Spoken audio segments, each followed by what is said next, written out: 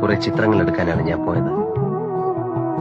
അവിടെ വെച്ചാണ് ഞാൻ രേവതിയെ ആദ്യമായി കണ്ടത്. അവളുടെ ചിത്രങ്ങൾ എന്റെ ക്യാമറയിലല്ല പതിഞ്ഞത്, എന്റെ കണ്ണുകളിൽ, എന്റെ ഹൃദയത്തിൽ.